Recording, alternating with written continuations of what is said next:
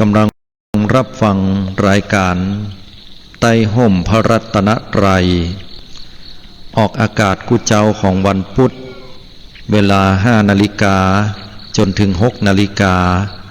รวมแล้วเป็นเวลา1 ชั่วโมงดำเนินรายการโดยอนาลัยโยพระวิปัสสนาจารย์ประจำสำนักปฏิบัติธรรมแห่งที่ 9วัดพระธาตุหริพุนชัยจังหวัดลำพูนเจ้าอาวาสวัดหนองเงือกตำบลแม่แรงอำเภอป่าซางจังหวัดลำพูนโดยสาธุชนญาติโยมสามารถสดับรับฟังติดตามรายการได้ที่สถานีวิทยุเพื่อการศึกษาพระพุทธศาสนาและวัฒนธรรมคลื่น FM 104.50 เมกะเฮิรตซ์วัดไฟหินสถานีวิทยุกระจายเสียงคลื่น FM 90.75 เมกะเฮิรตซ์เสียงป่าซางและสถานีวิทยุกระจายเสียงทุกคลื่นทุกสถานีที่ทำการกระจายเสียงออกอากาศอยู่ณขณะเวลานี้ขออนุโมทนากับเจ้าหน้าที่ทุกท่านด้วยหรือญาติโยมสามารถรับฟังทางออนไลน์ได้ที่ radio10.platong.net 7382 โดยที่สาธุชนสามารถโทรเข้ามาร่วมในรายการช่วงใต้ๆได้ที่หมายเลขโทรศัพท์083 935 7219 083 935 7219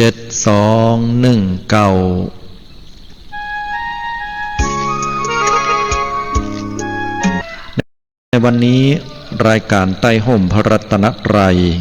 ก็มาปะกับศรัทธาญาติโยมเหมือนเช่นทุกครั้งที่ผ่านมาอันที่จริงแล้วเฮาก็จะปะกันในช่วงวันพุธภาคเมื่อเจ้าเป็นรายการใต้ห่มพระรัตนตรัยที่นี่อาตมาภาพก็ได้จัดรายการในช่วงของ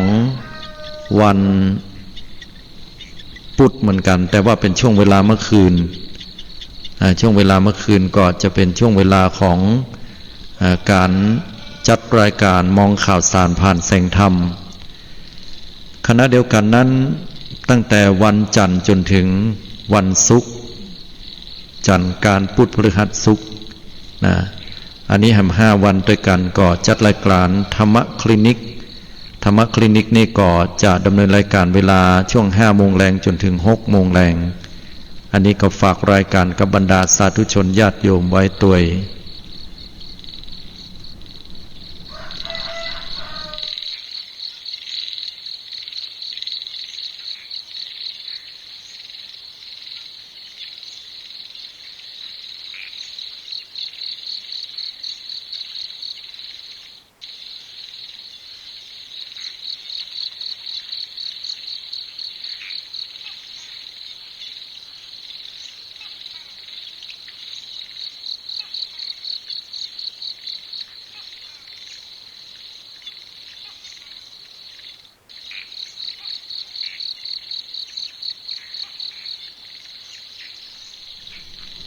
สาธุชนญาติโยมพุทธบริษัททุกท่านในช่วงวันเวลาที่เปลี่ยนผันไปหมู่เฮาท่านทั้งหลายก็มีการเปลี่ยนกันตามไม่ว่าจะเป็นอายุความคิดหรือประสบการณ์อื่นใดก็เปลี่ยนแปลงกันได้โดยตลอดที่สำคัญพี่น้องศรัทธาญาติโยมสิ่งที่ผ่านเข้ามาในชีวิตของเฮาก็มักจะมีความผิดหวังพ่องสมหวังพ่องก็เป็นเรื่องที่คละเคล้าปะปนกันไปเป็นเรื่องธรรมดาสิ่งหนึ่งที่เราจะต้องอยู่ร่วมกันในสังคมที่หลีกเลี่ยงได้ยากนั่นก็ได้แก่การกระทบกระทั่งการที่เราจะต้องได้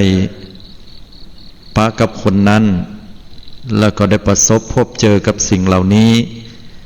เป็นที่ถูกใจพ่องบ่ถูกใจพ่องเกิดการก้าวล่วงล้ำก้ำเกินซึ่งกันและกันไปโดยกายกรรมวจีกรรมมโนกรรมหรือแม้แต่สถานที่อื่นใดก็แล้วแต่อันนี้เราก็ เมื่อได้สติคืนมาเฮาก็มักจะไปสมมาอภัยกันบางคนนั้นก็บ่ได้ตั้งอกตั้งใจก็กล่าวคำว่าขอโทษขอสมม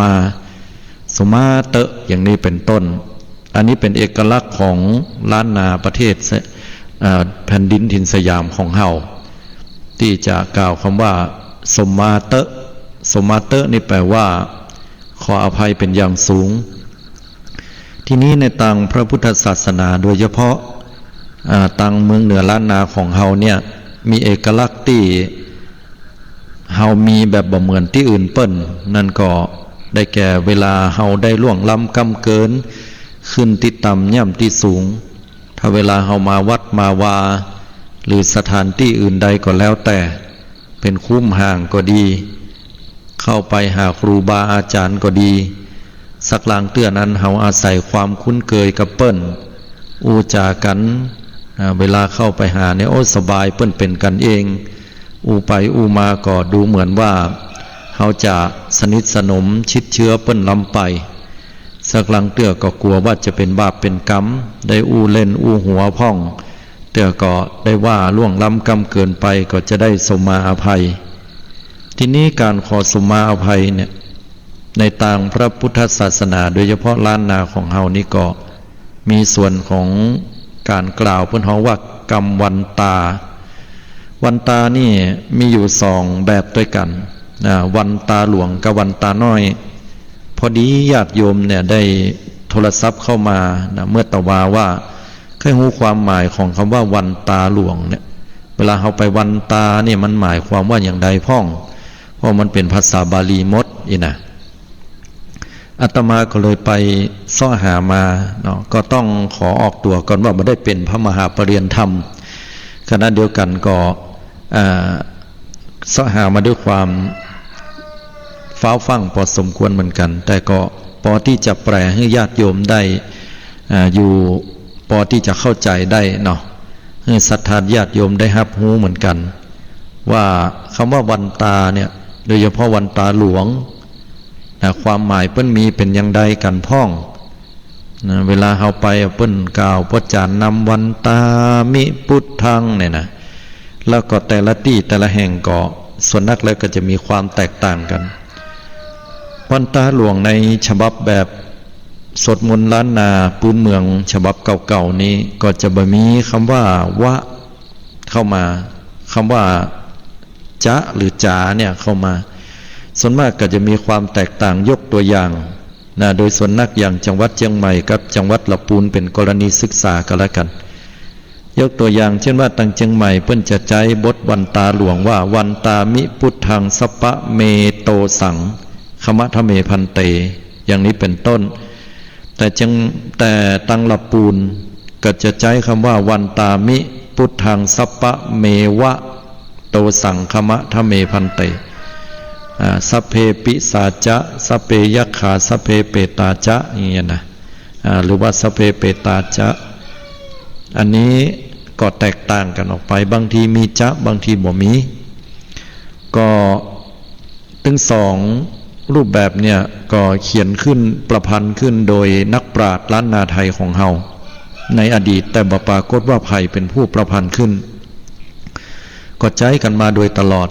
ตั้งแต่เจนเหมาะเจนหม่อนแล้วฉบับเดิมกับฉบับใหม่หรือว่ามีการปรับแต่งให้มันถูกต้องตามอักขระวจีวิภาคไวยากรณ์เปิ้นตามหลักภาษาบาลีและเขาจะใช้บทไหนคำตอบก็คือว่าตอกบ้านไหนก็ใช้บ้านนั้นก็แล้วกันเนาะแล้วอันไหนผิดอันไหนถูกบ่มีผิดบ่มีถูกญาติโยมได้ถึงสองอย่างบางเตื้อพี่น้องศรัทธาญาติโยมเชียงใหม่ได้มาประกอบพิธีกรรมตั้งละปูนคุณยองเนาะตั้งละปูนในเพิ่นก็มีการได้ประพันธ์ได้ทำการปรับแต่งให้มันตรงกับไวยากรณ์ของบาลีเพิ่มขึ้น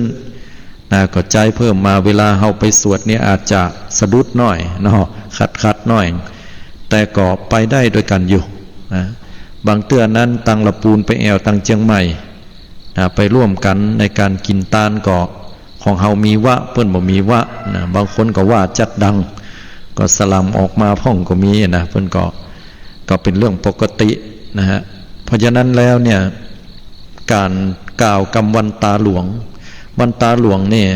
เพื่อที่จะเป็นการขอสมาอภัยเพราะว่ามันมีหลายสิ่งหลายอย่างนี่อยู่ในนี่วัตถุประสงค์ก็เพื่อที่จะได้สมาอภัยสิ่งที่เฮาล่วงล้ำกรรมเกินด้วยกายกรรมวจีกรรมมโนกรรมต่อสรรพสัตว์นะต่อพระพุทธพระธรรมพระสงฆ์หรือต่ออะไรอย่างก็แล้วแต่เดี๋ยวจะแปลให้ศรัทธาญาติโยมได้เข้าใจเป็นใจความก็แล้วกันเนาะสาธุชนญาติโยมทุกท่านวันตาหลวงเนี่ยที่ใจกันอยู่นะเฮาก็จะมีกรรมสำหรับการแปลออกมาซึ่งก็มันแปลได้อย่างสองอย่างคือแปลโดยอัตและแปลโดยพยัญชนะอันนี้ฟังแล้วจะเป็นงงด้วยนะแปลโดยพยัญชนะคือแปลเป็นกรรมออกมานะเหมือนเฮาแปลกรรมไทยนั่นก็กรรมไทยอย่างคำว่าอย่างอย่างคำว่าจิปาถะจิปาถะถ้าเป็นบ้านเฮาเราบ้านเฮาก็แปลว่าใดบ้านเฮาก็แปลว่าบริกจิกจ๊อกขนมมีอย่างพ่องโอ้ยขนมน่ะมีจิปาถะเยอะแยะนะบ้านเฮาก็ว่ามีขนมอย่างพ่องก็มีขนมบริกจิกจ๊อกเนี่ยเล็กๆน้อยๆมีเปลอะปะเต๋ออย่างนี้นะอันนี้ก็เป็นกรรมที่เราต้องแปลออกมาอย่างนี้เหมือนกันภาษาบาลีจะแปลออกมาจะเป็นภาษาไทยเนี่ยมหาปริญญาธรรมเพิ่นได้ศึกษาตรงนี้เพิ่นก็แปลออกมาอันนี้เป็นกรรมไปเพิ่นฮ้องว่าแปลโดยพยัญชนะทีนี้มันจะมีแปลหำอย่างก็คือแปลโดยอัตหรือว่าเนื้อความก็เวลาจะยกออกมาก็แปลโดยเนื้อความให้เข้าใจตามศัพท์เหล่านั้นตามกรรมที่เพิ่นได้กล่าวไว้อันนี้ก็แผ่นรูปแบบหนึ่งฉะนั้นวันนี้เขาก็จะแปลกันโดยที่เน้นเนื้อความก็แล้วกันเพื่อจะให้ศรัทธาญาติโยมนั้นได้เข้าใจแต่จะเอาเป็นเนื้อความที่เข้าใจง่ายอย่างยกตัวอย่างว่าวันตามิพุทธังสัปปะเมวโตสังคมะทะเมพันติ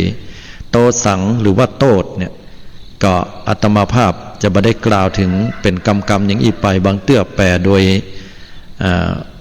โดยความหมายโดยอัดแล้วก็อาจจะงงก็เลยใจกรรมที่ญาติโยมได้เข้าใจง่ายก็แล้วกันเนาะส่วนผิดพลาดอย่างใดนั้นก็ขอสมาอภัยกราบสมาอภัยครูบาอาจารย์และก็ผู้รู้ไว้ณที่นี่ตัวเนาะสาธุชนญาติโยมทุกท่านมาเข้าเนื้อหาเลยก็แล้วกันวันตาหลวงเนี่ยเวลาแปลเฮาสวดกันเฮาก็จะบอกว่าวันตามิพุทธังสัปปะเมโตสังหรือสัปปะเมวะโตสังคมะทะเมพันติแปลง่ายๆว่าข้าพระพุทธเจ้าขอสมาอภัยโทษทั้งปวงเนี่ยต่อพระพุทธเจ้าก็ความหมายคือว่าเขาขอสมาพระพุทธเจ้านั้นเนาะด้วยกายกรรมวจีกรรมมโนกรรมมันรวมอยู่ในเนี่ยนะเปิ้นบ่ได้กล่าวเป็นกรรมออกมาเฮาได้ล่วงล้ำกรรมเกินต่อพระพุทธเจ้าเฮาถึงได้สมาประโยคที่สองต่อมาวันตามิธัมมังสัปปะเมวะโตสังหรือสัปปะเมโตสังคมะทะเมพันเตข้าพเจ้าขอสมาอภัยต่อพระธรรมวันตามิสังฆังสัปปะเมโตสังคมะทะเมพันเตก็เช่นเดียวกันข้าพเจ้าขอสมาอภัยต่อพระสงฆ์ซึ่งสามอย่างเนี่ยเป็นรัตนะแก้วเจ้าอันประเสริฐแก้วสมัยตะก่อนเป็นของล้ำค่าเป็นของดีเป็นของประเสริฐเพราะนั้นเวลาเพิ่นตั้งชื่อให้คนลูกเต้าเหล่าหลานชื่อไอ้แก้วอีแก้วถ้าฮอดมาสมัยบัดเดียวนี้เขามาแต่งมาตั้งชื่ออันละกลายเป็นอุ้ยแก้วไปละไม่แก้วกันไปละปอกแก้วกันและแก้วก็ใจได้ถึงไม่ยิงพอใจและเป็นของล้ำค่าเป็นของฮักของหวงสาธกยกตัวอย่างกรรมนั้นเช่นว่าลูกเต้าเพิ่นก็ฮ้องว่าแก้วแก่นไทยอย่างนี้เป็นต้นคนไทยก็แก้วตาดวงใจอย่างนี้นะเนี่ยศรัทธาญาติโยมตั้งหลายแสดงให้เห็นว่ารัตนะแก้วเจ้าตั้งสามประการเฮาได้ขึ้นที่ต่ำย่ำที่สูงเนาะก็ถือว่าเป็นสิ่งที่เฮาได้ล่วงล้ำกำเกินต่อพระรัตนตรัยเฮาก็จะได้ทำการสมาอภัยต่อเปิ้น อย่าได้เป็นบาปเป็นกรรมนะเพราะว่าการล่วงล้ำก้ำเกินต่อพระพุทธพระธรรมพระสงฆ์เนี่ยครูบาอาจารย์ก็ดีกล่าวกันว่าเป็นการขวางกั้นมรรคผลนิพพานได้ตัวเหมือนกันนะซึ่งถือว่าถ้าเราจะบรรลุมรรคผลนิพพานเราต้องมีความเลื่อมใสศรัทธาต่อพระรัตนตรัยฉะนั้นแล้วสิ่งอย่างก็ตามที่เราได้ล่วงล้ำก้ำเกินเกยก็เปิ้นเนาะพระพุทธรูปนะพระพุทธเจ้าเนาะพุทธเจ้านี่บางเตื้อพุทธองค์นี่ได้ปรินิพพานไปแล้วแต่เราก็ได้ล่วงล้ำก้ำเกินเตื้อก็ได้ได้ว่านะได้ว่าพุทธองค์ได้แสดงธรรมสอนออกมาอย่างนี้บ่ใจกล้าเนี่ยนะพุทธเจ้าเป็นอย่างนั้นอย่างนี้นะบ่ได้สรรเสริญคุณเปิ้นแต่ไปดูถูกดูหมิ่นเข้าด้วยความบ่เข้าใจในอดีตผ่านมาแต่พอเข้าใจแล้วก็ระลึกล่ำเปิงสมมาอภัยต่อพระพุทธเจ้าต่อมาก็คือพระธรรมเจ้าพระธรรมเจ้านี่ก็คือคำสั่งและคำสอนคำสั่งก็ได้แก่ศีลแปลว่าจะศีล5ศีล8 227ศีล10ของเณรศีล311ของภิกษุณีอันนี้เป็นคำสั่งเรียกว่าพระวินัยแต่คำสอนนะก็เป็นคำลักธรรมนะที่จะสอนสั่งให้เราทำดีละชั่วทำใจให้ผ่องใสอย่างกล่าวนะศรัทธาญาติโยมทั้งหลายอันนี้ก็เป็นส่วนของพระธรรมบางเตื้อเราไปปรามาสว่าไว้ว่าทำดีได้ดีมีที่ไหนทำชั่วได้ดีมีถมไปนะหลักธรรมคำสอนพุทธเจ้าสอนมาเป็นของที่บัดแท้นะเป็นของที่เปิ้นเอามาจุมาไล่หลอกลวงเป็นกุศโลบายเป็นอุบายเนี่ยคือคนนั้นเปิ้นบ่ผิดหัวกันเนี่ยคือสังคมโลกอยู่ด้วยกันได้ที่แต่แล้วพุทธเจ้าเป็นนักเล่านิทานตัวยงอีน่ะตมาเคยได้ยินมันสำหรับคนที่เปิ้นบ่ได้เข้าถึงแก่นแท้ในพระพุทธศาสนาถ้าคนที่เข้าถึงแก่นแท้เข้าใจพระพุทธเจ้าพระธรรมพระสงฆ์แล้วจะห้องตัวเก่าว่าเป็นผู้ที่ถึงแล้วซึ่งพระพุทธพระธรรมพระสงฆ์เป็นสรณะที่เปิงยกตัวอย่างปราชญ์ท่านหนึ่งที่ชื่อว่าหลวงพ่อพุทธทาสนะแปลว่าทาสของพระพุทธเจ้านะแสดงว่าเปิ้นมีความเลื่อมใสศรัทธาอย่างสูงสุดสูงส่งเปิ้นถึงได้มอบใจคำตัวเก่าว่าพุทธทาสอย่างนี้เป็นต้นทีนี้ศรัทธาญาติโยมในส่วนของการสมมาพระสงฆ์ก็เช่นเดียวกันดังกล่าวไปแล้วพระสงฆ์แบ่งได้ออก2ประเภทแรกเรียกว่าสมมุติสงฆ์สมมุติสงฆ์ก็คือตุเจ้าพระเนนที่เข้ามาบวชในพระพุทธศาสนาโกนผมกล่าวกรรมเอสหังพันเตผ่านการสวดยัดละก่อได้เข้ามาสู่ร่มกาสาวพัสเปลี่ยนพยายามรักษาศีลสมาธิปัญญาเจริญกุศลละอกุศลแล้วก็ให้จิตใจตัวเก่าโป้นไปสู่ความเป็นพระอริยเจ้าทีนี้กลุ่มประเภทที่2เรียกว่าพระอริยเจ้า4กู้8จำพวกคำว่า4กู้ก็ได้แก่โสดาปฏิมักโสดาปฏิผลกู้ที่1เรียกว่ากู้ที่2สกทาคามิมักสกทาคามิผลกู้ที่2กู้ที่3นั้นอนาคามิมักอนาคามิผลกู้ที่3และกู้ที่4คืออรหัตตมักอรหัตตผลกู้ที่4เป็นห้องว่าพระอรหันต์4กู้8จำพวกนี้เป็นตุเจ้าแต่ญาติโยมเป็นตุเจ้าพระเนนเรียกว่าบ่ใช่ตุเจ้าพระเนนอย่างเดียวเปิ้นฮ้องว่าเป็นพระแท้อีเนาะคือเป็นพระอริยเจ้าแต่หมู่นี้บ่มีความตกต่ำไปเป็นธรรมดาจะปิกปอกมาเกิดบนโลกมนุษย์หรือสังสารวัฏที่บ่ตกต่ำไปเนี่ยบ่เกิน7ชาติแล้วก็ปิดประตูอบาย4คือนรกเปรตอสุรกายและสัตว์เดรัจฉานโดยเฉพาะพระอรหันตเจ้านั้นบ่เกิดทำแล้วอย่างนี้เป็นต้นถ้าโอกาสหน้าอาตมาจะเอามาอู้ให้ฟังเนาะมันจะยาวไปก็มีเรื่องราวที่จะต้องได้อู้แหมนักฉะนั้นแล้วเวลาเฮาล่วงล้ำกำเกินบ่ว่าสมมุติสงฆ์ก็ดีหรืออริยสงฆ์เจ้าก็ดีเฮาบ่ฮู้นี่ว่าตนไหนเป็นพระอริยเจ้าตนไหนเป็นสมมุติสงฆ์แต่ถึง2อย่างนั้นถ้าเฮาได้ล่วงล้ำกำเกินก็เป็นบาปเหมือนกันญาติโยมทั้งหลาย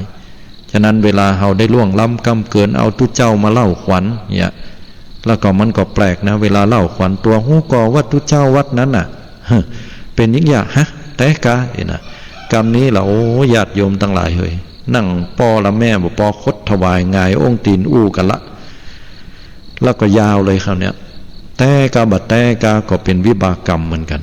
อันนี้อาตมาภาพก็อู้ให้ศรัทธาญาติโยมได้เข้าใจเพราะว่าโยมก็คงจะรับทราบกันเป็นอย่างดีเฮาก็จะได้สมมาอภัยเนาะต่อมานะฮะวันตามิครุปัชชยาจาริเยสัปปเมวโตสังคมะทะเมพันเตหรือวันตามิคุรุอุปัชชายะจาริเยก็ได้เหมือนกันความหมายก็คือขอข้าพเจ้าขอสมมาอภัยต่อพระอุปัชฌาย์และอาจารย์ของข้าพเจ้านะโทษถึงมวลเนี่ยนะกายกรรมวจีกรรมมโนกรรมเนี่ยจะได้เป็นโทษเป็นปาปกรรมครูอุปัชฌาย์อาจารย์นะคำว่าครูอุปัชฌาย์นี่ก็คือผู้ที่สั่งสอนเฮาเนาะโดยเฉพาะพระสงฆ์องค์เจ้าภิกษุสามเณรอุปัชฌายะครูบาอาจารย์ของเฮาอาจาริเยเนี่ยอันนี้ก็ถือว่าเฮาได้สมมาอภัยเปิ้นได้ล่วงล้ำกรรมเกินบางเตื้อเปิ้นว่าอย่างเฮาก็โคตรก็เกียดบ่ปฏิบัติตามกรรมของเปิ้นสอนเปิ้นสั่งหยังก็บ่เอาใจใส่แต่พอมาล่ำเปิงระลึกถึงปลายหลังก็กึดใจแล้วก็กินแหนงขอไปกราบสมมาอภัยนะเวลาทำวัดก็ดีสวดมนต์ก็ดีต่อมานั้นวันตามิกัมมัฏฐานังสัปปะเมโตสังหรือว่าสัปปะเมวโตสังขมะทะเมพันเตกัมมัฏฐานังในข้าพเจ้าขอสมมาอภัยต่อพระกรรมฐานคำว่ากรรมฐานนั่นแปลว่าอารมณ์เป็นที่ตั้งแห่งการงานมันแปลยากนะอาตมาว่ามันแปลตามกรรมเนี่ยนะเอาง่ายๆก็คือว่ากรรมฐานก็คือย่าใดที่มันย่าให้จิตใจเฮามันสงบและก็ย่าให้เฮานั้นมีปัญญาตัดกิเลสนั่นน่ะเพิ่นเฮาว่ากรรมฐานเอาง่ายๆมันแบ่งออกเป็นสองอย่างที่บอกกรรมฐานเนี่ยนะ1สมถกรรมฐานอันยังก็ตามตกปากกรรมก็ดีเพ่งกสินก็ดีอย่างก็ดีแล้วย่าให้เฮาเนี่ยมีสมาธิตั้งมั่นจากที่ใจมันแอวดีเนี่ยคือมันตั้งมันเปิ้นฮ้องว่าสมถกรรมฐานมันมีอยู่40กอง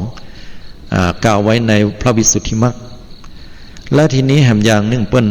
อันไหนก็ตามที่พิจารณาหันความเกิดความดับของกองสังขารต่างๆของรูปนามคือกายกับจิตเนี่ยมันเกิดมันดับอยู่ตลอดสรรพสิ่งมีการเกิดการดับอันนี้เรียกว่าวิปัสสนากรรมฐานเจริญวิปัสสนาถึงสมถะและวิปัสสนาเนี่ยเขาได้ล่วงล้ำกำเกินอย่างใดพ่องเตื้อบัดตั้งอกตั้งใจปฏิบัติครับในสิ่งที่ครูบาอาจารย์เพิ่นสอนมาแล้วเวลาปัญญาก็ขี้ค้านนอนรับเหี่ยเอ็นนะบ่ได้เอามาเจริญกรรมฐานเตื้อก็ยะพ่องบ่ยะพ่องยะแต่ยะเล่นเตื้อก็บ่ได้มีความเคารพต่อพระกรรมฐานก็สมมาอภัยเอามาอีก่อนเนาะโยมเนาะเดี๋ยวมันจะยาวนะต่อไปวันตามิอาราเมพัทธสีมายังหรือว่าพัทธสีมังสัปปะเมวโตสังคมะทะเมพันเตอันนี้ที่อ่านนี่คือว่าตึงจังไม่ละปูนเปรียบเทียบกันเนาะวันตามิอารามีอะไรเมแปลว่าอารามกับที่อยู่ที่อาศัย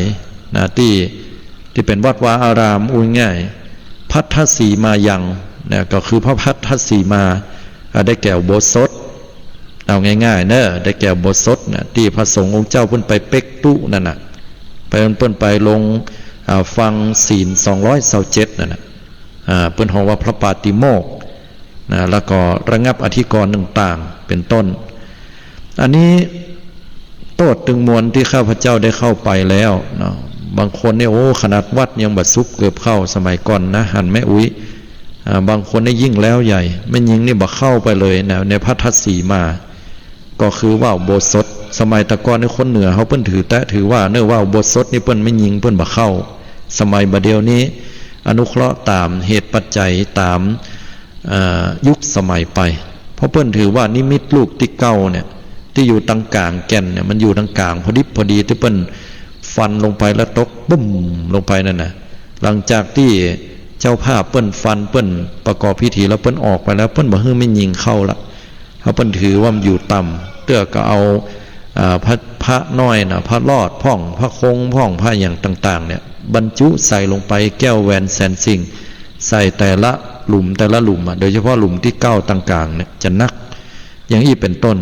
เวลาเฮาไปย่ำไปอยู่ตังบนพ่อใจก็ดีพระสงฆ์องค์เจ้าก็ได้สุมาอภัยดูเปิ้นสุมาแผ่วพัทธสีมาพุ่นน่ะสุมาแผ่วอารามที่อยู่อาศัยวัดวามันก็เข้าวัดมาถมน้ำลายใครน้ำหมากย่ำทรายเข้ามาย่ำขี้ตีนเข้ามาขึ้นอย่างนั้นนี้สุมาเถอะญาติโยมนี่แหละมันเป็นเรื่องที่เฮาได้สุมาแล้วมันเต็มใจไปว่ามันเป็นเรื่องธรรมดานะโยมวันตาของเหนือเฮาเนี่ยน่ายกย่องมาพอกันแถมว่าเพื่อนวันตาอะไรอย่างวันตามิเจติยังเจติยังก็คือเจดีก็คือพระธาตุนะโยมเพราะว่าสมัยตะกอนเนี่ยพระบรมสารีริกธาตุเพื่อจะบรรจุลงไว้ตั้งลุ่มคือเลิกลงไปประมาณว่าได้สักเม็ดหนึ่งเป็นอย่างน้อยวันตามิเจติยังสพัทธาเนอันสปะที่ตั้งอยู่ที่ไหนก็ตามเจดีไปตั้งอยู่ที่ชเวดากองไปตั้งอยู่ที่เชียงใหม่ก็ดีโดยพระธาตุดอยสุเทพนะพระธาตุหริพุนชัยลาปูนก็ดีไปพระธาตุนครพนมก็ดีที่ไหนในเมืองไทยแม่นมดหรือว่าทั่วโลกในอู้ง่ายๆเนาะเจดีย์ทั้งหลายทั้งปวงเนี่ยข้าพเจ้าขอกราบสุมาอภัยตุยแน่สุปฏิทิตาเนี่ยนะสุปฏิทิตาสรีระธาตุโยสรีระธาตุอันตั้งอยู่ที่ใดก็ดีเนาะสรีระธาตุก็คือพระบรมสารีริกธาตุของพระพุทธเจ้าไปอยู่ที่ไหนข้าพเจ้าได้ขึ้นที่ต่ำย่ำที่สูงขอสุมาอภัยตัวเนอนี่เปิ้นว่าอย่างนั้นมหาโพธิงกอสลีบางคนอ่านว่ากอสีวะเปิ้นอ่านสอสลารอเรือสระอีอันนี้มันเป็นกรรมไทยนะโยมเขาอ่านกันว่ากอสีนะบ่ถูกโยมมันต้องอ่านว่าสลีสะหลีเพราะว่ากรรมเมืองบักเก่าแต่ก่อนเปิ้นใจตัวสะหรอแล้วก็เปิ้นใจตัวละวงเนี่ยนะหรือว่าละโฮงเนี่ยนะมันจะออกตัวคำว่าสลีนะยังคำว่าสลีแก้วกว้างดอนตันอย่างนี้เป็นต้นก็คือกอสลีก็คือต้นสีมหาโพธิ์นั่นนะอันเดียวกันนั่นเนาะอันนี้เข้าใจเนาะญาติโยมสีตัวเนี้ยสสลารอเรือสระอีหรือว่าสลีเนี่ยแปลตามศัพท์แปลว่าความรุ่งเรืองถ้าเป็นกำนามก็แปลว่าสิ่งที่รุ่งเรืองสตือฮือเฮืองนั่นนะบ้านเฮาต่อถ้าได้อูนะมันจะยาว เอามาอีก่อนเนาะมหาโพธิงพุทธรูปังสารูปปิมปาของพุทธเจ้าก็คือพระพุทธรูปนั่นนะอย่างนั้นสุนทรภู่ได้กล่าวไว้อันนินทากาเลเหมือนเทน้ำไม่ชีช้ำเหมือนเอามีดมากรีดหินแม้แต่พระปฏิมายังราขินมนุษย์เดินดินหรือจะสิ้นคนนินทาแม้แต่พระปฏิมาคำว่าพระปฏิมาก็คือพระพุทธรูปที่ตั้งตระหง่านอยู่ไม่ว่าจะเป็นในวิหารหรือที่อื่นใดก็แล้วแต่แม่นก็หมู่เฮาไผ่เคยมีพ่อมเข้าไปไหว้พระเจ้าตัวพระเจ้าบ้านตัวงามแต่บ้านเปิ้นบ่งามเหี้ยตัวเนี่ยได้ตาเล่เหี้ยอยากก็ตาเล่ก็ยังไปว่าอยู่นะเนาะบ้านตัวนี่งามแต่นะแต่แฮมบ้านหนึ่งบ้านยักแก้วบ้านพุ่นบางงามปักเปี้ยวเหี้ยวะไผ่มูมาแปลงบางงามแต่บางงามว่าพังให้พังเบื่อไอ้หรอเนี่ยไปติเปิ้นเลยบอกว่าพุทธรูปังสารูปปิมปาพระพุทธเจ้าเฮาจะได้สุมาเนาะพระพุทธรูปเนี่ยสมัยก่อนเนี่ยพระพุทธรูปแต่ละยุคแต่ละสมัยแต่ละที่ก็บ่เหมือนกันอย่างไปตั้งสุโขทัยนี่ก็จะหน้ายาวๆดั้งโด่งๆแซงๆหน่อยนะหน้าเป็นยาวๆหน้าน้อยๆผิวแล้วก็มีความสะโอดสะองง่ายๆก็คือสุมาเถอะถ้าเปรียบเทียบก็คือเหมือนในแบบเนาะเหมาะสรีระได้ดีตั้งเหนือเฮาก็เหมือนกับคนเหนือเฮาหน้าตาออกจากกว้างๆหน่อยดั้งก็บ่ได้แซงหูดังบัดซิ่งหูดังจากธรรมดาโด่งๆธรรมดาแล้วก็หน้าตาก็จะเหมือนกับคนตังล้านนาของเฮาได้รับวัฒนธรรมมาตัง12ปันนาก็ดีตังไตลื้อไตยองก็ดีเนี่ยเฮาจะเอามาทำกันทีนี้หน้าตาพระพุทธรูปเนี่ยสมัยตะก่อนตั้งเหนือเฮาล้านนาเฮาเปิ้นคนทำออกมาคนปั้นเนี่ยจะเหมือนกับบุคคล2อย่างจำไว้เนื้อญาติโยม1ถ้าบ่ใจเหมือนหน้าตาเจ้าอาวาสในยุคที่เปิ้นแปลงนั่นน่ะอย่างสมมุติว่าบัดเดียวเนี้ยตุลุงมาตุลุงมาเป็นเจ้าอาวาสและนายช่างเนี่ย ศาลามาปั้นพระพุทธรูปเปิ้นจะพยายามแปลงหน้านี่ให้เหมือนกับเจ้าอาวาสองค์ปัจจุบันเนี่ยที่เป็นผู้สั่งทำหรือว่าสั่งแปลงหรือว่าควบคุมงานหรือสองถ้าบ่เหมือนเจ้าอาวาสก็ให้เหมือนนายจ้างนั่นเลยนายจ้างคนแปลงนั้นนะภายไปคนแปลงก็ให้เหมือนคนนั้นนี่คือถามว่าหน้าตานี้จะได้ถึงไปเหมือนคนเหล่านั้นก็เพื่อให้เกียรติแก่ผู้ที่เป็นเจ้าภาพก็ดีหรือคนแปลงก็ดีนะตลอดจนถึงว่าลักใหญ่ใจความนั้นถึงแม้ว่าจะเหมือนภัยก็แล้วแต่อาสีติมหาปุริสลักษณะการ32หรือ80ประการนั้นก็ยึดเอาตามลักก็คือของพระพุทธเจ้านั่นเนาะเดี๋ยวจะยาวไปหำละนี่ขนาดพุทธรูปังนะเนี่ยต่อมาสักการังก็คือขอสักการะเนาะที่เปิ้นสักการะปูจาเนาะที่เปิ้นสักการะปูจาพระพุทธรูปทั้งหลายสตานาคะโลเกขอสุมานาคาโลเกก็คือพญานาคเมืองพญานาคเนอะข้าพเจ้าขอสุมาไปถึงแผ่วเมืองพญานาคเตวะโลเกขอสุมาถึงเตวโลกเทวโลกก็คือสวรรค์6จันจันจาตุมหาราชิกดาวดึงยามาดุสิตนิมมานรดีปรนิมิตวสวัสดี6จันด้วยกันพรหมโลเกขอสมาในเมืองพรหมพรหมมี16จันที่เป็นรูปประพรหมและอรูปประพรหมแห่ม4จันรวมเป็น20เนาะเนี่ยศรัทธาญาติโยมทั้งหลายสมมาไปแผ่วพรหมมุนจันพรหมตั้งแต่พรหมปริสัชชาพรหมปโรหิตามหาพรหมาเนี่ยไล่ขึ้นไปจนถึงพุทธพรหมจันอรูปพรหมพุทธสุมามดเลยได้ล่วงล้ำก้ำเกินว่าเฮ้ยเปิ้นก็ดีขึ้นตีต่ำย่ำตีสูงอย่างใดก็แล้วแต่นะอันนี้เฮาก็ได้สมาอภัยพรหมโลเกแล้วก็สมาอย่างเห็นชมพูทิเปชมพูทิเปก็ชมพูทวีป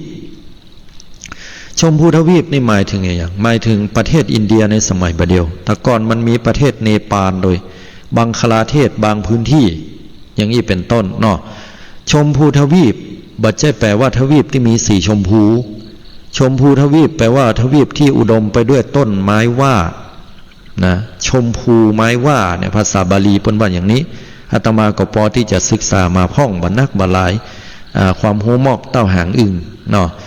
ชมพูที่เป๋ชมพูทวีปขอสมาโดยทินกำเนิดของพระพุทธเจ้าว่าอย่างนั้นลังกาทีเป๋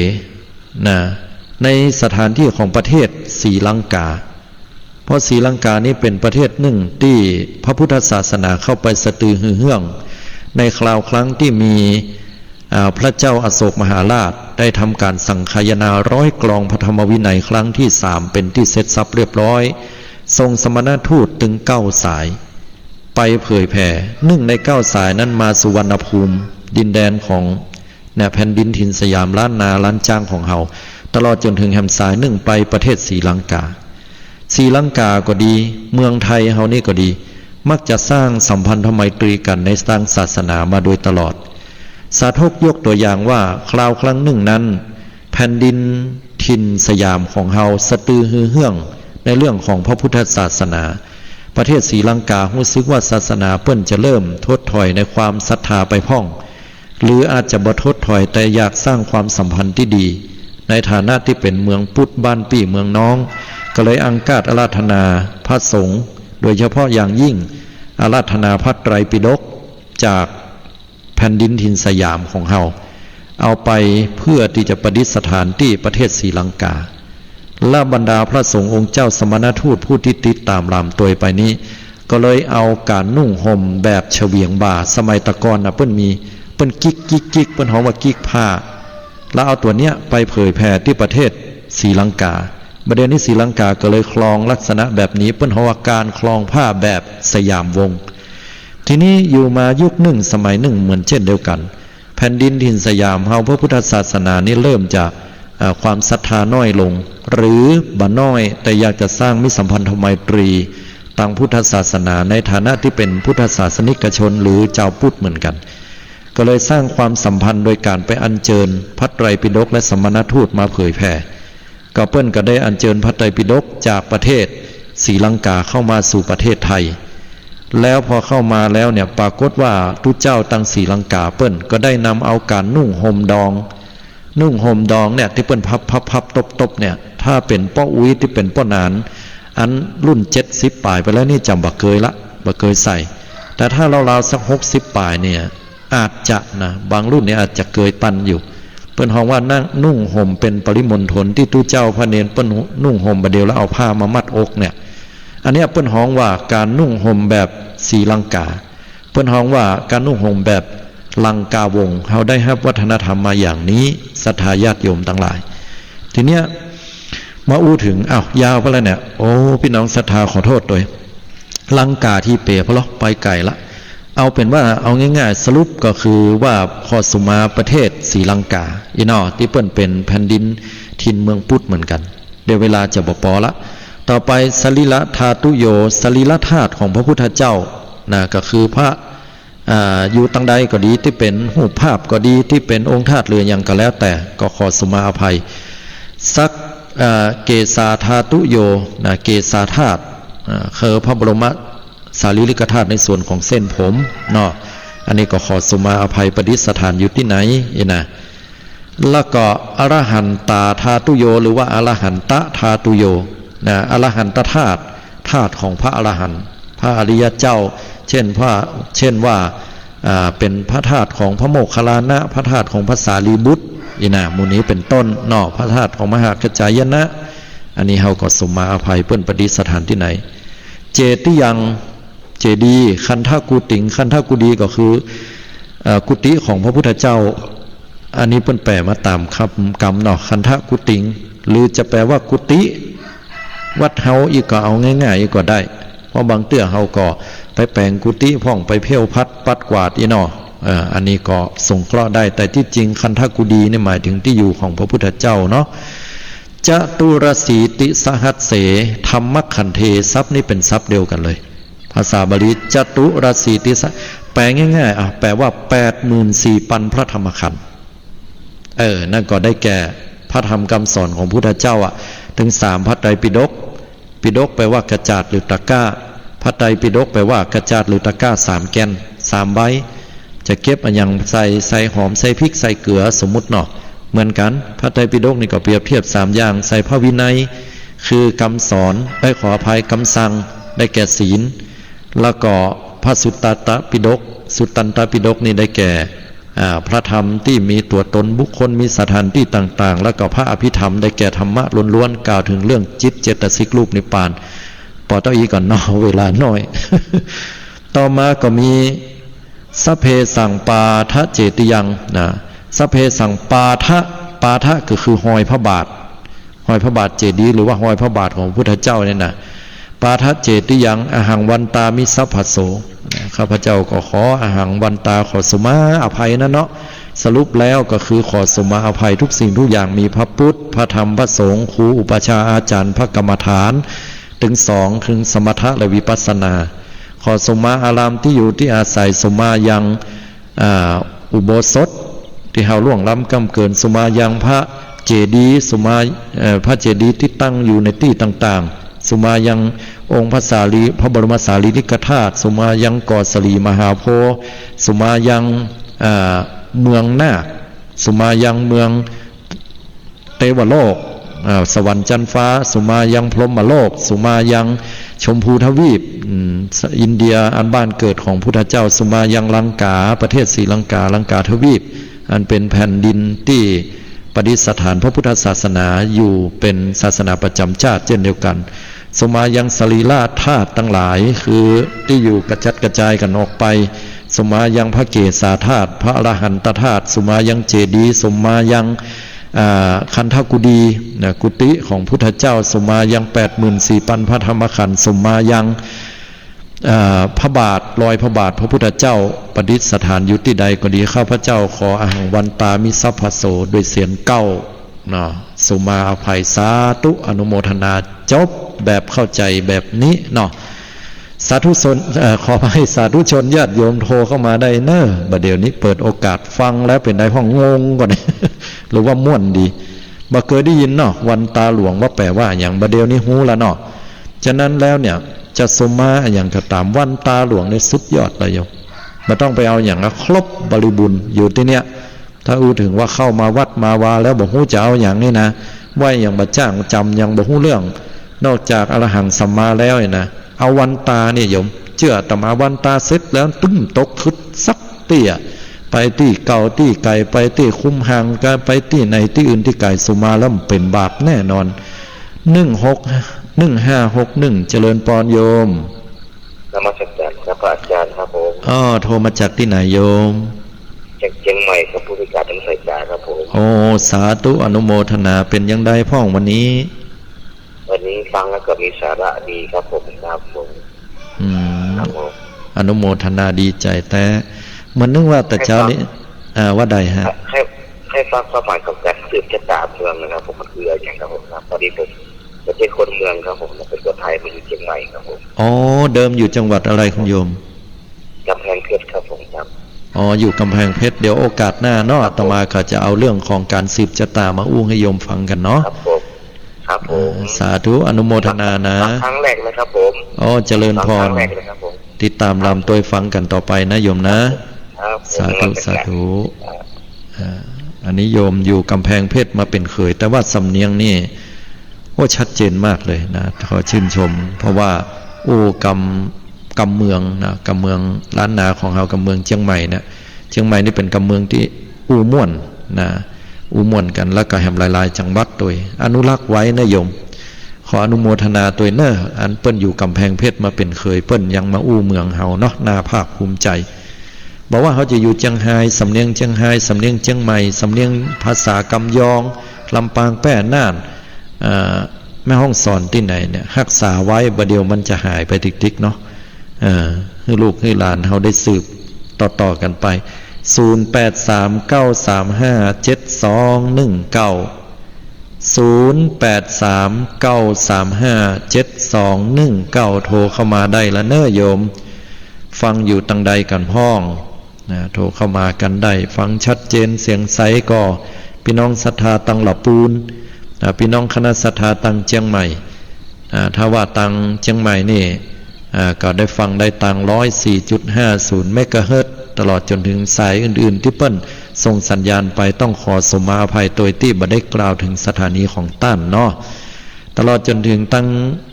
ละปูนนี่ก็รับฟังมาได้ตังเสียงป่าซาง 90.75 เมกะเฮิรตซ์นะก็ต้องขออนุโมทนากับเจ้าของรายการไว้ณที่นี้ตัวเนาะโทรกันเข้ามาได้เนอะพี่น้องศรัทธาญาติโยมทั้งหลายวันนี้ฟังกันบอกว่าอยู่ตังใดกันพ้องได้ฟังกันก่อนเนาะโทรเข้ามาคือกำลังอกกำลังใจซึ่งกันและกันได้ฟังแล้วก็ม่วนงันสันเล่าอาตมาภาพก็จะได้ดำเนินรายการนะอยู่วันนี้แหมเมื่อคืนเนอะ2 ทุ่มครึ่งถึง4 ทุ่มคือ8 โมงครึ่งถึง10 โมงติดตามรับฟังได้ทางสถานีวิทยุที่เราฟังอยู่นี้เนาะ0067เนาะขออนุญาตครับสายเจริญปอนโยมไหว้สาเจ้าจากแม่โป่งดอยสะเก็ดนะเจ้าแม่โป่งดอยสะเก็ดเพิ่งจะเคยโทรมาค่ะเคยมาเคยเคยไปฮะแต่คุณโยมกำลังเคยโทรมาที่อาตมาในครั้งแรกเนาะเจ้าชื่ออะไรผู้เรื่องนั้นเทียบข้าเจ้าเนาะแต่ก่อนเป็นละอ่อนเจ้าวันใดบอกเป็นคือเราคนคิดดีมันยังดีโลดท่านเตือพระพุทธรูปว่างามกูจริงกูยังนะหมอมีอย่างดีนะเอามีอย่างของมันมีหั่นยังนี่โลอย่างเจทีมปากดีว่าเจ้านั่นจะลบเลยเนาะดีละเขาได้สุมาแล้วเนาะวันตาแล้วเนาะโยมดีละหายบาปหายกรรมต่อไปก็สำรวมระวังว่าได้โยมไหว้สารรบกวนถามยังถามว่าแต่เดียวยอดเจ้าไว้ส่วนมนบ้านยังเจ้าจะว่าวันตามีพุทธังวันตามีธรรมังวันตามีสังฆังเอาฉบับย่ออีได้เลยก็ได้เลยโยมบ่ผิดแต่ว่าขอให้ใจเฮานอบน้อมสุมาแต่ทางมีโตสังฆมาถ้าเมรันเตนะแม่นเพราะว่าบางเตื้อเฮาจำบ่ได้เต็มที่หรือเวลามันจำกัดแต่ถ้ากล่าวได้หมดดีนั่นก็จะดีครบเลยแต่ถ้าบ่ได้ก็เอาโดยย่อก็ขอให้ใจเฮาเนี่ยระลึกล่ำเปิงหาพระรัตนตรัยเจ้าไว้อย่างนี้ทุกวันจำหนังสือเจ้าดีละสาธุเนาะอนุโมทนาเจริญพรสาธุ เปิ้นโทรมานอกพี่น้องคณะศรัทธาเชียงใหม่ละปูนเฮาไปตั้งใดเฮมันได้ยินกันน่ะ คุณยองได้โทรมาเนาะพี่น้องคณะศรัทธาตังละปูนหรือว่าพี่น้องศรัทธาตังเชียงใหม่ก็โทรกันเข้ามาได้เนาะช่วงเวลาที่เปิดโอกาสหลายๆท่านหลายคนเนี่ยก็ช่วงนี้ได้ฟังและอาตมาจะได้ออกรายการเมื่อคืนกับรายการชื่อว่ามองข่าวสารผ่านแสงธรรมเป็นการนำเอาข่าวสารตั้งหน้าหนังสือพิมพ์หรือว่าสื่อต่างๆเนี่ยเข้ามาวิเคราะห์อ่านให้ญาติโยมได้ฟังและวิเคราะห์ผ่านหลักธรรมของพระพุทธเจ้าปกติเวลาเขาอ่านข่าวเขาก็อ่านแล้วเขาก็วิจารณ์วิเคราะห์กันไปเรื่องอื่นเนาะอู้กันไปต่างๆนานาแต่มุมมองของอาตมานี่เป็นเรื่องของธรรมะเป็นเรื่องของธรรมะว่าเหตุการณ์อย่างนี้ที่เกิดขึ้นเนี่ยเป็นเหตุการณ์ที่มันขาดอะไรอย่างไปธรรมะข้อไหนไปพ้องขาดเรื่องราวอะไรอย่างหรือว่าคนที่ปรากฏจดเจือตามสื่อตัดยากเปิ้นมีคุณธรรมอะไรอย่างน่ายกย่องพ้องเอาเป็นแบบอย่างอย่างนี้เป็นต้นเนาะแล้วก็ขอเจริญพรติดตามลำตัวรายการของอาตมาภาพที่ได้จัดทุกวันตั้งแต่วันจันทร์ถึงวันศุกร์เวลา 5 โมงแรงจนถึง 6 โมงแรงเป็นเวลา1 ชั่วโมงด้วยกันกับรายการธรรมะคลินิกธรรมะคลินิกนี้เป็นรายการที่อาตมาภาพอยากให้เกิดความแตกต่างออกไปในคอนเซปต์ที่อาตมาคิดไว้ว่าต้องการอยากจะเสนอรายการนี้เพื่อที่จะให้ญาติโยมเนี่ยที่มีความรู้สึกว่าเปล่าเปลี่ยวเหนื่อยและก็รู้สึกเครียดรู้สึกบัดสบายใจในภาวะที่เศรษฐกิจซบเซาและปัญหาโรคภัยไข้เจ็บที่มันระบาดทุกๆวันก็มีปัญหาตลอดบอกภายในก็บ่ได้เนาะโทรเข้ามาอู้กันได้ญาติโยมทั้งหลายเขาก็จะอู้จะจากันแบบสบายๆโดยมีธรรมะง่ายๆธรรมะที่เอามาปรับใจนำไปใจได้ไผ่ที่โทรมาไผ่ที่อยู่บ้านมาได้โทรก็ได้ฟังก็จะถ้าว่าปัญหานั้นตัดกับเฮาก็ฟังแล้วมันแม่นเนาะเอาไปปรับใจได้ก็เป็นการที่ญาติโยมนั้นได้ผ่อนคลายและคลายเครียดเพื่อฟังสบายๆและนำไปใช้ได้ในชีวิตประจำวันก็3รายการนี้มีความแตกต่างกันออกไปคนละอย่างฉะนั้นแล้วก็เจริญพรญาติโยมได้ติดตามรายการของอาตมาภาพและรายการของครูบาอาจารย์แห่งหลายตนหลายองค์ด้วยกันเนาะยกตัวอย่างท่านพระครูวิสิทธิ์ศรีลาภรณ์หลวงพ่อท่านก็กำเดียวก่อจะมาจัดรายการต่อจากอาตมา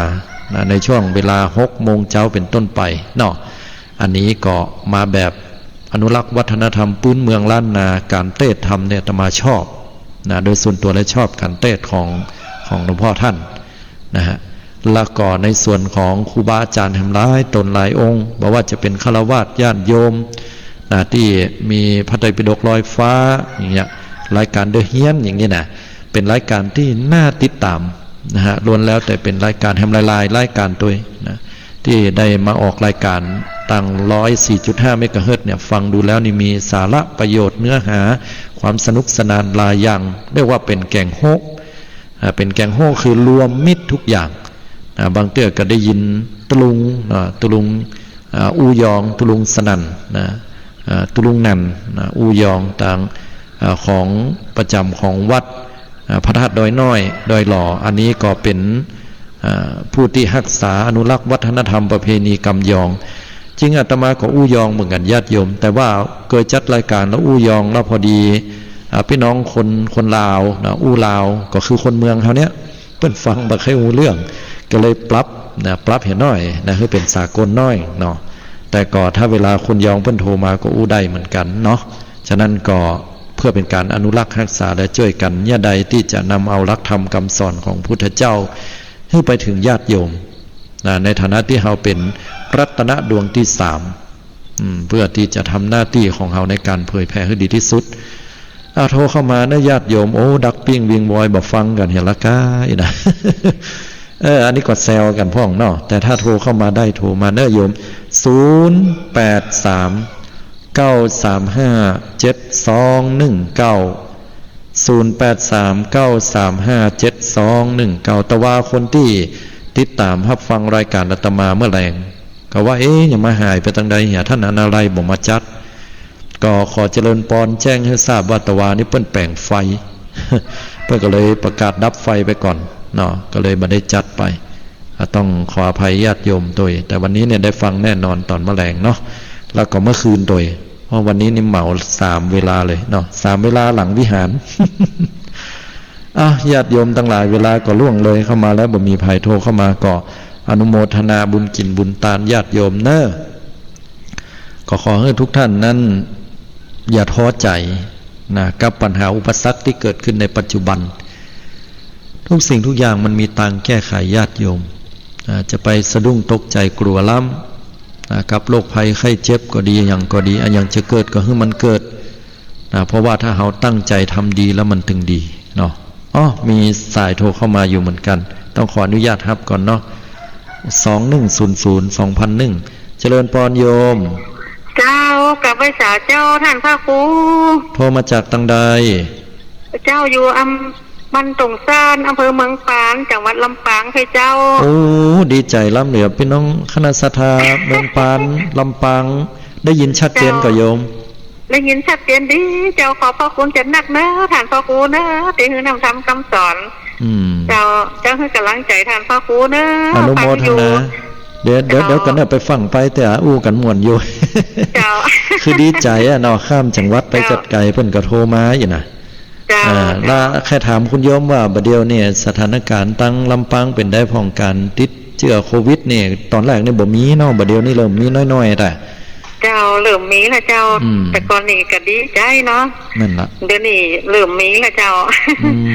ได้เคสรอบนอกนี่กำเป็นหยังนะเจ้าแม่นบ่ต้องกังวลใจไปปฏิบัติตามหมอเพิ่นสั่งแล้วก็ท่านผู้ว่าเพิ่นตัวท่านผู้ว่าเพิ่นเก่งนะท่านผู้ว่าเพิ่นเก่งเนาะทุกคนเนี่ยเพิ่นก็ใส่ใจกันหมดผู้ว่าทุกท่านเพราะฉะนั้นเฮาก็ปฏิบัติตามที่เพิ่นได้แนะนำเนาะเพิ่นได้บอกเพิ่นได้ขอความร่วมมือเนาะดีใจแน่ที่ได้โทรเข้ามานะติดตามรายการอาตมาตลอดต่อไปนะโยมเนอะเจ้าติดตามกูตูนกูองค์เจ้าแต่มันโทรบัดตันลังข้างเจ้าเนาะนั่งเจ้าเปิ้นมาบอกเบอร์โทรมันเฮาก็เจ้าบัดตันนะเจ้าดีละอันบ่กูตูนกูองค์เจ้าโชคดีนะเจ้ากราบไหว้สาเจ้าสาธุเจ้าสาธุอันนี้พี่น้องคณะศรัทธาจากลำปางหนาเพราะอย่างเพิ่นบอกว่าลำปูนกระเป๋าบางลำปางกระเป๋าหนาอยู่วะ ถ้าจะแม่นกันเนาะ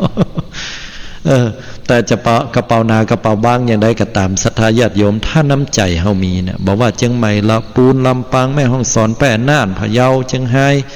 ที่ไหนก็กุฏิเฮารวยน้ำใจเหมือนกันหมดทุกท่านทุกคนเอาละวันนี้รายการความธรรมภาพมาถึงที่ตายละขออำนวยอวยพรให้ทุกท่านทุกคนได้อยู่ดีมีสุขสมมุ่งมาตรปรารถนาขอนำเอารายการปิกปอกไปก่อนเนอได้เจริญด้วยอายุวันนะสุขภละทุกท่านทุกคนด้วยเทอญ